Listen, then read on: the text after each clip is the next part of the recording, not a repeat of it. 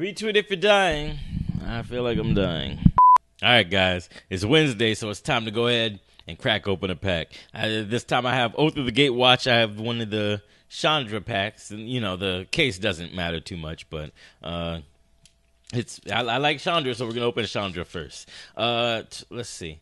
I'm going to be looking this way because I have dual monitors, and it makes it easier for me to see the card if it's not in my face as I'm reading it. So it makes a little bit of sense. And let's crack this pack, baby. All right. So we're going to look at all the cards, not just the rare. That's an important card, but they're all pretty important. So let me try and keep it in this camera as best as I can. And we're going to start with the Mauve Kozilek. So this is the Mauve Kozilek.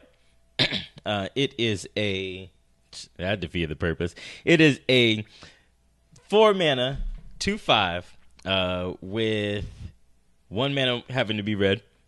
And it has Devoid, and for with 1 colorless mana, Mauve Kozilek gets +2, -2 until the end of turn. And it has to be paid with colorless mana. Pretty cool card. So our next card, Shoulder to Shoulder. It is a sorcery, costs 3 mana, 2 and a white, and it has support 2. Put a +1/+1 counter on each of up to 2 target creatures, and then you can also draw a card. All right. Umara Entangler. Umara Entangler is a Merfolk Rogue ally. I actually haven't seen this card before. It is a 2/1 for 2, 1 in the blue, and it has prowess. And, of course, it's an ally, so it's going to set off all the allies. You know how I feel about those, even though it's blue. Saddleback, Lagak. It is a 3/1 for 4, 3 and a green. And when it enters, you support 2, so you also put 2 more counters. A +1/+1 counter on up to 2 other creatures, so it can go on the Lagak. Next, Kozilek's Shrieker. There we go. Kozilek Shrieker. It is a 3/2 for 3, 2 and a black. And it has Devoid, and for 1 colorless mana, it gets +1/+0 and gains Menace until the end of turn. Pretty good. This guy actually helped me a lot in the pre-release. He was pretty good. Core Sky Climber is a 3/2 for 2 and a white. And it has, for 1 and a white, it gains flying until the end of turn. Is a core soldier ally. All right. Next, we have Oblivion Strike. 3 and a black. It's a sorcery with Devoid, and you exile target creature. You just have to get rid of something. There you go, Oblivion Strike. Next, we have Boulder Salvo. I think one of these comes in every pack. Not gonna lie. It's a sorcery for 4 and a red. And it has Surge. Boulder Salvo deals 4 damage to target creature, but for Surge, it costs 1 in a red, so as opposed to 4 in a red. So it's way better. It is way better if you can cast it for Surge. Just cast something else with that. Let's see, what do you save? 3 mana? Cast something else with that 3 mana. You'll be all right. Next, we have Holdout Settlement. It's a land, and it has 2 abilities.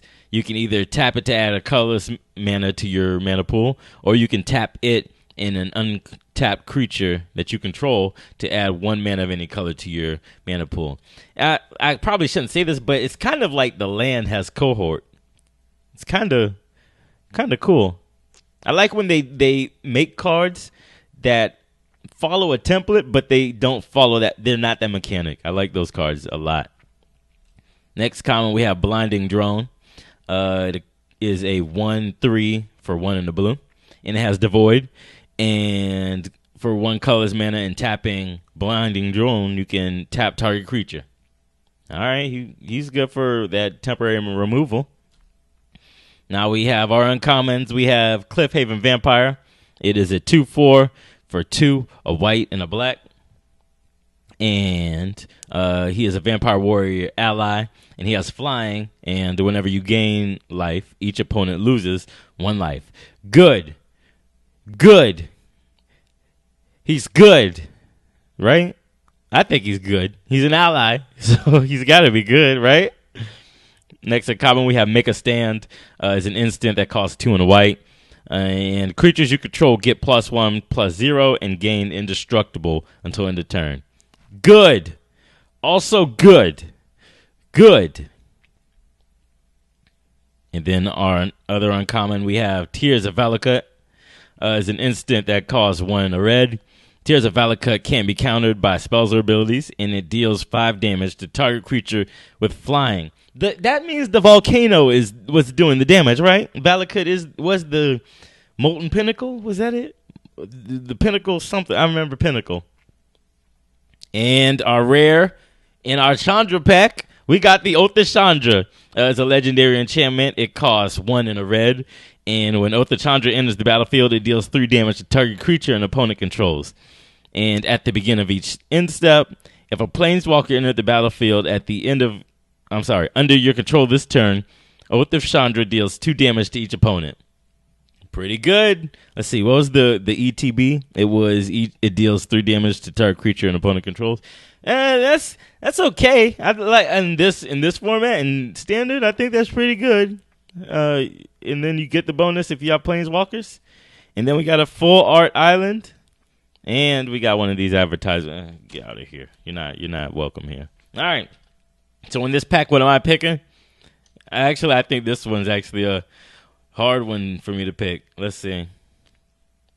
I'm trying to not pick a common because I hear that's bad. I hear that's a bad to do. Let's see. If I'm not allowed to pick a common, I'd probably go with the Chandra. No question. I'd probably go with the Chandra. And right after Oath of Chandra, Cliffhaven Vampire. No question.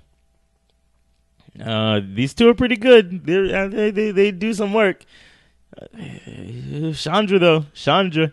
Gotta love those legendary enchantments, huh?